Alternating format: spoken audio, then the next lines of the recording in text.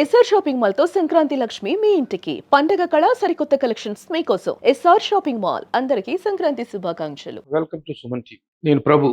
రాత్రి రాజా సాబ్ సినిమా చూడటం జరిగింది. రివ్యూ చెప్పాలి. అలాగే ఒక సినిమాకి రివ్యూ ఇటువంటి మామూలుగా నేను జనరల్ గా పాటించే పద్ధతి ఏంటంటే ఒక యాంకర్ ఎదురుగా కూర్చొని ఆ సినిమాకు సంబంధించినటువంటి వివరాలు విశేషాలు అడుగుతుంటే సినిమా చూసి వచ్చిన వ్యక్తి దాంట్లో మంచి చెడ్డలను విశ్లేషించుకుంటూ 4 మంచి మాటలు మాట్లాడటం.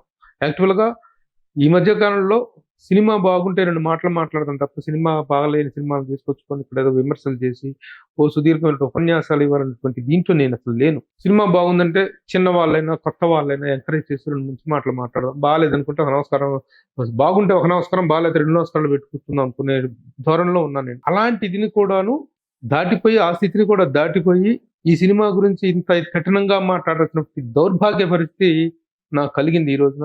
అందుకు నేను చాలా బాధపడుతున్నాను. పొద్దు నుంచి మల్ల గులాలు పడుతున్నా. చెప్పాలా వద్దా, చెప్తే ఏం చెప్పాలి, ఎలా చెప్పాలి అనేటువంటి ఒక సందిగ్ధంలో కొట్టుమిట్టాడుతూ చివరికి రివ్యూ ఇవ్వటం అనేటువంటిది, అది రివ్యూనో లేకపోతే విశ్లేషణో దాన్ని ఏం పేరు పెడతారో నాకు తెలియదు, కానీ ఇది చెప్పాలి కాబట్టి నేను I'm talking a few words about Raja Saab. అయితే దీనికంటే ముందు రాత్రి హైదరాబాద్ బాలానగర్లోని విమలా థియేటర్ దగ్గర జరిగినటువంటి ఒక పెల్మెల్ గురించి అక్కడ జరిగినటువంటి ప్రివ్యూ షో ప్రెస్ వాళ్ళకి రాత్రి 10:30కి షో అని చెప్పేసి చెప్పారు. ఎందుకంటే రాత్రి 10 దాకా కూడా 10 దాకా కూడా అసలు సినిమా ఉంటుందో ఉండదో, అసలు ప్రివ్యూలు పడతాయో లేవనేటువంటి సందిగ్ధం నడిచింది. ఆ తర్వాత లాస్ట్ లో ఎప్పుడో పర్మిషన్ ఇచ్చారని చెప్పేసి రాత్రి 10:30కి షో పడుతుందని మీడియాకి ఇన్ఫర్మేషన్ రావడంతో అందరూ 10:30 కల్లా entire media was there in Vimala theatre. కానీ వెళ్ళేటప్పటికి జరిగింది చూస్తే అక్కడ పరిస్థితి చూస్తే మతిపోయింది, షాక్ అయ్యాం. అంత షార్ట్ నోటీస్ లో అది కేవలం మీడియాకు మాత్రమే షో అని చెప్పినప్పటికీ కూడా మరి ఎలా సమాచారం తెలిసిందో ఏమో తెలియదు, కానీ కొన్ని వేల మంది ఫ్యాన్స్ వచ్చేసేసి విమలా థియేటర్ లోపలికి వెళ్ళిపోయి టికెట్లు లేకపోయినా లోపలికి వెళ్ళిపోయి థియేటర్ లో కూర్చునిపోయి షో వేయండి అని చెప్పేసి కూర్చున్నారు. టికెట్ లేదు, కొన్నది లేదు, ఏం లేదు. ఆ పరిస్థితుల్లో వచ్చినటువంటి మీడియా మొత్తం కూడా బయట వెయిట్ చేస్తున్నారు. ఆ పిఆర్ఓలు అలాగే చాలా గందరగోళం అయిపోయారు వాళ్ళు. ఈ పరిస్థితుల్లో పోలీసులు వచ్చి ఆ థియేటర్ లో ఉన్నటువంటి వాళ్ళ మొత్తాన్ని ఖాళీ చేయించి అప్పుడు మీడియాకు టికెట్ ఇచ్చి లోపలికి పంపించి షో స్టార్ట్ చేస్తూ 12:30 అయింది. నిజంగా అంత తక్కువ నోటీస్ లో అన్ని వేల మంది జనం రావటం అనేటువంటిది రాజా సాబ్ సినిమాకు ఉన్నటువంటి క్రేజ్ కి నిదర్శనం. ఆ సినిమాకు ఎంత అవైటింగ్ గా ఉన్నారు ఫ్యాన్స్ గానీ పబ్లిక్ గానీ అనేటువంటిది, ఆ ఎక్స్పెక్టేషన్స్ గానీ, ట్రైలర్ రిలీజ్ అయినప్పుడు, సాంగ్స్ రిలీజ్ అయినప్పుడు వచ్చినటువంటి ఆ హబ్ అనేటువంటిది ఆ సినిమాని ఎంత హైట్స్ కి, ఆ ఎక్స్పెక్టేషన్ ఏ స్థాయికి తీసుకెళ్ళిందంటానికి రాత్రి ఆ థియేటర్ దగ్గర చూసిన దృశ్యాలే నిదర్శనం. అది వదిలేస్తే ఇక 12:30కి లోపల థియేటర్లోకి వెళ్ళి కూర్చోవడం జరిగింది. కొన్ని ట్రైలర్స్ అవి ప్లే చేసిన తర్వాత 12:30 ప్రాంతంలో రాజాసాబ్ సినిమా స్టార్ట్ అయింది. 3 గంటల 9 నిమిషాల సినిమా. హెవీ ఎక్స్పెక్టేషన్స్ తో థియేటర్ లో అందరూ కూడా మీడియా మొత్తం అలా కూర్చొని చూడటం స్టార్ట్ చేస్తే సినిమా రీల్ బై రీల్ అయ్యేటప్పటికి ఒక్కొక్క సీన్ ఒక్కొక్క ఇది చూస్తూ ఉంటే ఏంటి ఈ సినిమా ఎటుపోతుంది, అసలు ఇదేం సినిమా, ఇదేం కథ, ఇదేం టేకింగ్, ఇదేం మేకింగ్ మతిపోతుంది. ఎందుకంటే ఎక్కడ ఏ సన్నివేశంలో కూడాను ఆ రాజా సాబ్ సినిమాకి ఇచ్చినట్టు హైప్ ని మీట్ అయ్యేటువంటి సీన్స్ గానీ, మీట్ అయ్యేటువంటి టేకింగ్ గానీ, మేకింగ్ గానీ కనిపిస్తుంది. మేకింగ్ ఇన్ ద సెన్స్ డబ్బు ఖర్చు పెడతామే మేకింగ్, తగలేయటమే మేకింగ్ అనుకుంటే దాన్ని మనం ఏం సమాధానం చెప్పడం. కానీ స్పెండింగ్ అనేటువంటి వర్త్ స్పెండింగ్ లాగా ఉండాలి. అసలు ఈ సినిమా చూసిన తర్వాత ఫస్ట్ వచ్చేటువంటి డౌట్, ఈ చిత్ర నిర్మాత టీజీ విశ్వప్రసాద్ కి డైరెక్టర్ మారుతి ఈ కథ ఏం చెప్పి ఒప్పించాడు, ఎలా ఒప్పించాడు, ఆయన ఎలా ఒప్పుకున్నాడు దీనికి.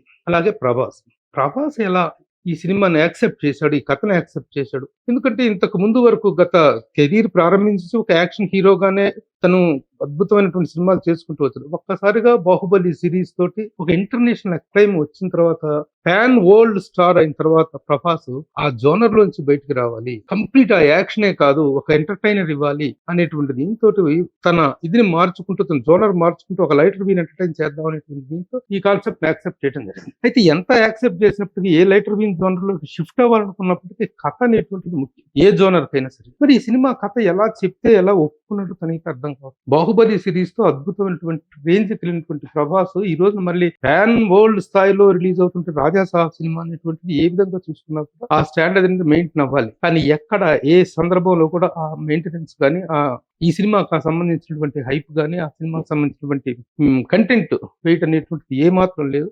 ఏ స్టార్ హీరో కూడాను ఇలాంటి సబ్జెక్ట్ కథ చెప్తే ఒప్పుకోరు. కానీ ఏం చెప్పి ఒప్పించారో, ఎలాంటి స్థితిలో తను ఉండగా ఈ సబ్జెక్ట్ విన్నారో తెలియదు. అలాగే ఒక హీరో కథ అంటూ ఒప్పుకున్న తర్వాత నిజంగా చాలా పాటించాల్సిన విషయం ఏంటంటే, ఒక డైరెక్టర్ మీద నమ్మకంతో ఒక కథను ఒప్పుకున్న తర్వాత మరలా దాంట్లో ఏళ్ళు పెట్టి కాళ్ళు పెట్టి ఇది చేయకూడదు అనేటువంటిది ఒక చక్కని నైతిక సూత్రం. ఈ సినిమా హీరోలు ఎవరైనా పాటించాల్సినటువంటి మంచి విషయం అది. డైరెక్టర్ క్రియేటివ్ దీని మీద నమ్మకం ఉన్నప్పుడు. కానీ వదిలేయమంటే గాలి కుదిలేయటం కాదు సినిమాని. అసలు ఏం చేస్తున్నాడో, ఏం తీస్తున్నాడో, ఏం జరుగుతుందో కూడా తెలుసుకోలేనటువంటి పరిస్థితుల్లో హీరోలు ఉండకూడదు.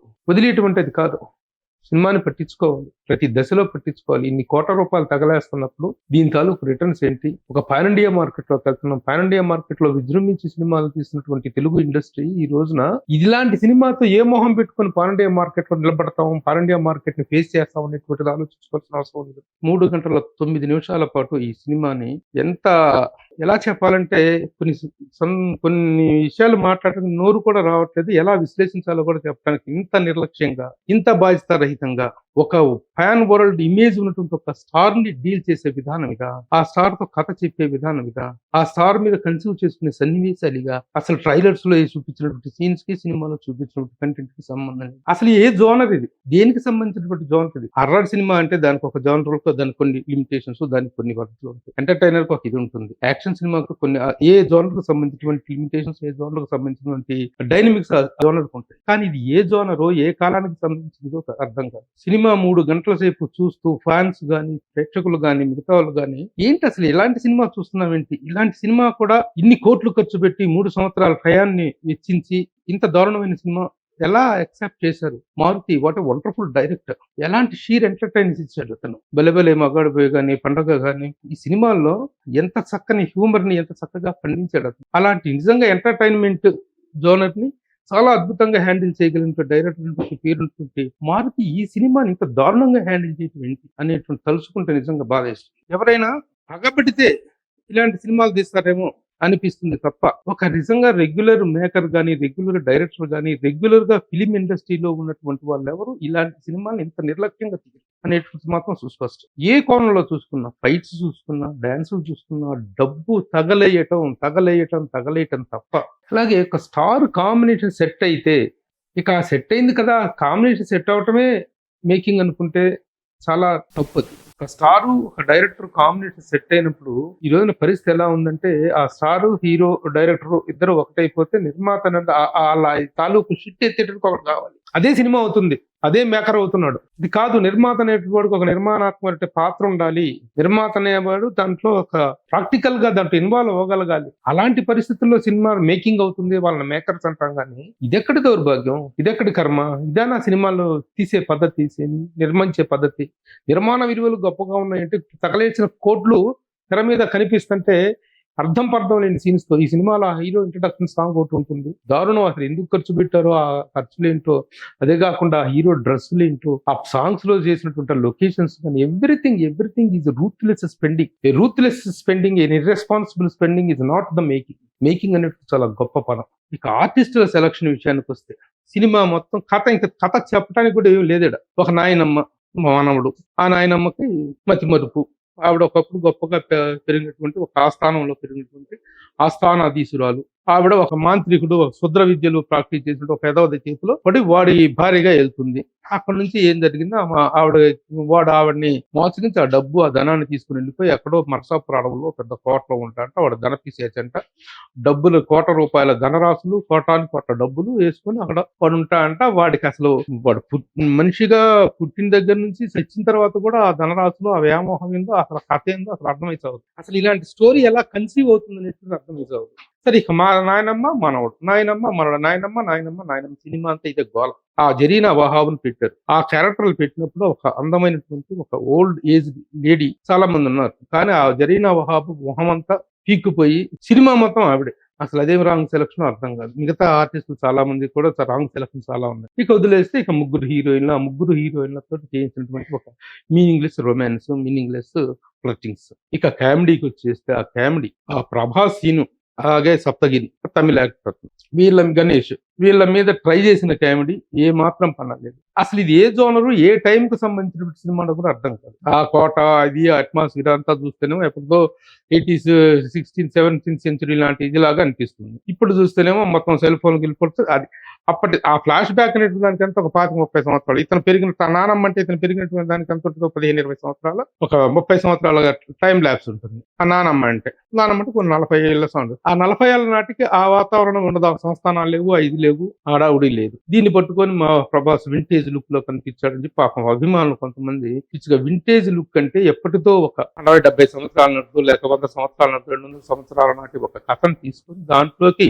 ఇంపోజ్ చేసుకుంటే దాన్ని వింటేజ్ లుక్ అంటారు, వింటేజ్ స్టోరీ అంటారు తప్ప అసలు ఏ కాలానికి సంబంధించిన తెలియని కథను పట్టుకొని వింటేజ్ లుక్ అని కొంతమంది అభిమానులు అమాయకంగా చెప్పుకుంటుంటే అదేమంటే ఇది ఫ్యాన్స్ కు బాగా నచ్చింది, ఫ్యాన్స్ కు పండగ ఒక అభిమాని చెప్తున్నాడు బయటకు వస్తుంది. ఇది ఫ్యాన్స్ కు పండగ కాదు. ఇలాంటి పిచ్చి సినిమాలు చూసి పండగ చేసుకునే పరిస్థితుల్లో ఫ్యాన్స్ లేరు. ఫ్యాన్స్ చాలా అడ్వాన్స్ అయ్యారు. పైకి చెప్పుకోలేక బయటకు వస్తుంటే కెమెరాలు పెడితే ఏం చెప్పలేని పరిస్థితుల్లో కొంతమంది ఫ్యాన్స్ చెప్పుకుంటాం తప్ప నిజానికి ఈ సినిమాలో కనిపించినటువంటి బాధ్యత రాహిత్యం ఈ మధ్య కాలంలో ఏ సినిమాలో కనిపించలేదు. అది మాత్రం నిజం. ఎంతమంది దీంట్లో చాలా మంది ఉన్నారు. ఎస్కేఎన్ సీను, బన్నీ వాసు, వీళ్ళందరూ మారుతి, వీళ్ళందరూ మంచి టీం. ఈ టీము ఒక్కసారి చూస్తే అద్భుతాలు సృష్టిస్తున్నారు. లేకపోతే ఏంటి సినిమా ఇలాంటి సినిమా తీస్తున్నారు. ముఖ్యంగా కొన్ని కోట్ల రూపాయలు, కొన్ని 100 కోట్ల రూపాయలు తగలబెట్టి ఇలాంటి నాన్ సెన్సికల్ ఫిల్మ్స్ తీసి సినిమా ఇండస్ట్రీని ఏం చేద్దాం అనుకుంటున్నారు.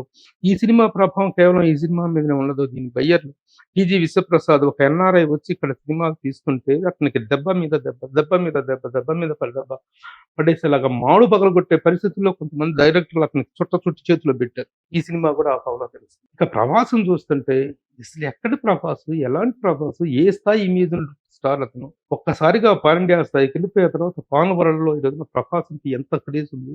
అలాంటి ఒక స్టార్ తో ఒక కాంబినేషన్ దొరికితే మారుతి లాంటి డైరెక్టర్ అద్భుతంగా తీస్తాడు. తనకి సరైన స్టార్ దొరకపోవటం వల్లనే సరైనటువంటి ఇది రాలేదు, కానీ తనకు దొరికితే అద్భుతంగా తీస్తాడు అనుకున్నటువంటి ఎక్స్పెక్టేషన్స్ నమ్మకం ఉన్నటువంటి పరిస్థితుల్లో మారుతి ఇలా చేయటం ఏంటి అసలు? ఇలాంటి పిచ్చి సినిమా తీయటం ఏంటి అసలు? దీన్ని పిచ్చి సినిమా అంటా నేను. ఇంకేమైనా ఏ పేరు పెట్టినా తక్కువ. దీన్ని దారుణం. ఇంకేం చెప్పాలి సినిమా గురించి? అన్ని లాంగ్వేజ్ లో. ఎందుకంటే ఒక పాన్ ఇండియా సినిమా వెళ్ళి అద్భుత విజయాన్ని సాధిస్తే, ముఖ్యంగా తెలుగులో బాహుబలి సిరీస్ కానీ మిగతా సినిమాలన్నీ వెళ్ళి పుష్ప దాని కథాంశం మీద కొంత కాంట్రవర్సీ ఉండొచ్చేమో, కానీ సక్సెస్ విషయంలో పుష్ప 1 and 2 అద్భుతాలు సృష్టించి అద్భుతమైన పేరు తీసుకొచ్చినట్టు సినిమాలో. అంటే తెలుగు మేకర్స్ ఇండస్ట్రీ మొత్తం, ఇండియన్ ఫిల్మ్ ఇండస్ట్రీ మొత్తం తెలుగు మేకర్స్ వైపు తల తిప్పి చూసేలాగా, తెలుగు డైరెక్టర్స్ ని మేకర్స్ వైపు తల తిప్పి చూసేలాగా చేసినటువంటి సినిమాలు అవి. అలాంటి సినిమా పరిస్థితుల్లో ఈ రోజు తల దించుకునేలాంటి ఒక పాన్ ఇండియా సినిమా తోటి మారుతి ఈ సినిమాను రూపొందించడం అనేటువంటి చాలా బాధాకరం.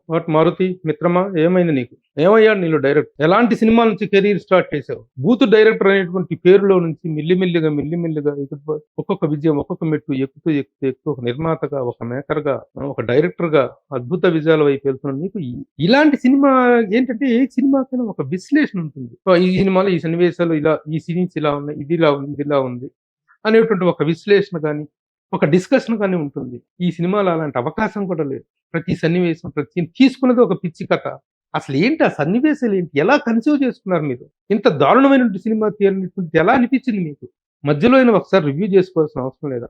ఇక ప్రభాస్ వ్యక్తిగతంగా చేసుకోవాల్సినటువంటి హెచ్చరిక ఏంటంటే, అద్భుతమైన ఇమేజ్.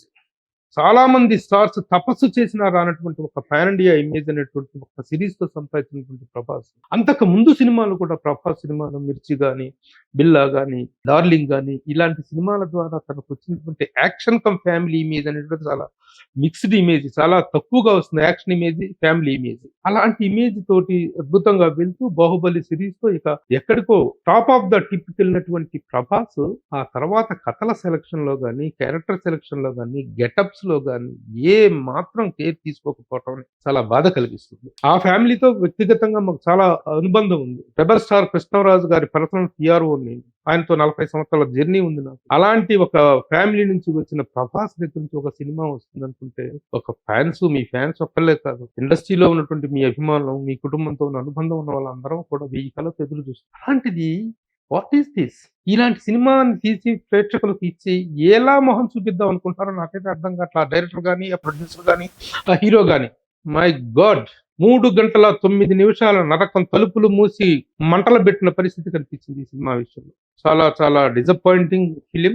సినిమాలు రిలీజ్ అయిన వెంటనే రివ్యూలు చెప్పి సినిమాలను కిల్ చేస్తున్నారు అనేటువంటి ఒక అభిప్రాయంతో, ఒక సెల్ఫ్ సింపతిలో బతుకుతుంది సినిమా ఇండస్ట్రీ. ఇలాంటి సినిమాలకి ముందు సినిమా వచ్చి బయటకు వారం రోజుల తర్వాత చెప్పినా ఇదే రివ్యూ, కాకపోతే వారం రోజుల తర్వాత సినిమా ఉండదు థియేటర్లో. వారం రోజుల తర్వాత కాదు, 4 రోజుల తర్వాత ఇలాంటి సినిమాలు థియేటర్లో ఉండవు. సినిమాలని రివ్యూలు కిల్ చేయటల్లా, రివ్యూ రైటర్స్ కిల్ చేయటల్లా, మీడియా కాదు కిల్ చేస్తుంది. ఎవరు కిల్ చేసుకుంటున్నారో, ఎలా చేసుకుంటున్నారో, ఎంత ప్రొడక్షన్ దౌర్భాగ్యమైనటువంటి ప్రొడక్షన్, ఎంత నిర్లక్ష్యమైనటువంటి ప్రొడక్షన్ నడుస్తుందో అనేటువంటి తలుచుకుంటే బాధేస్తుంది.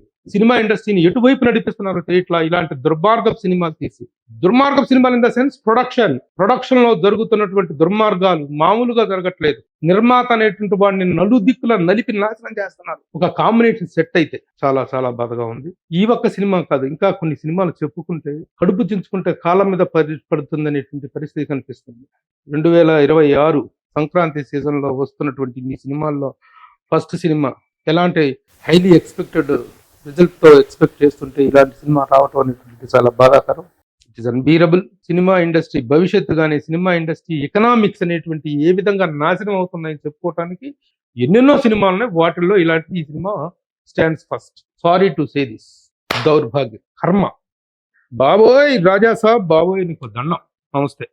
ఇలాంటి సినిమాలతో మాత్రం సినిమా ఇండస్ట్రీ ఆర్థిక మూలాలని, నైతిక మూలాలని, సృజనాత్మక మూలాలని నాశనం చేయదని మాత్రం వేడుకుంటున్నాం. సినిమా ఒక సక్సెస్ ఫెయిల్యూర్ అనేటువంటి కామన్. సంవత్సరానికి 200 సినిమాలు వస్తుంటే దాంట్లో సక్సెస్ అయినటువంటి 10-15% మాత్రమే. కానీ ఫెయిల్యూర్ కైనా ఒక అర్థం ఉంటుంది, సక్సెస్ అయిన వాటికి ఒక ఇది ఉంటుంది. కానీ మీనింగ్ఫుల్ ఫెయిల్యూర్ ఉంటుంది, మీనింగ్ లెస్ ఫెయిల్యూర్స్ ఉంటాయి. ఇది అసలు మీనింగే తెలియని failure. Sorry to say this. నమస్తే.